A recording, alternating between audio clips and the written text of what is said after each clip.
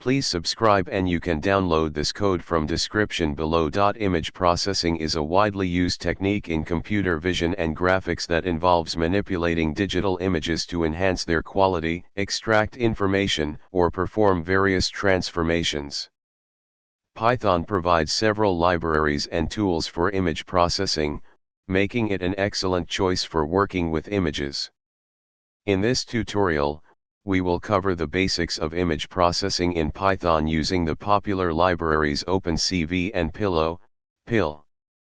Before you begin, make sure you have Python installed on your system. You will also need to install the following libraries if you haven't already. Let's start by loading and displaying an image using opencv and pil. Replace image.jpg with the path to your image file.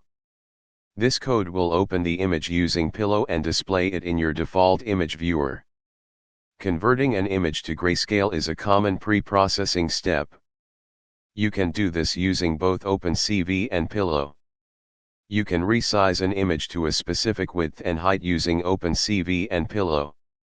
Blurring an image is useful for reducing noise or for various image processing tasks. Edge detection is crucial in computer vision tasks. You can perform edge detection using opencv. After processing an image, you might want to save it back to your file system.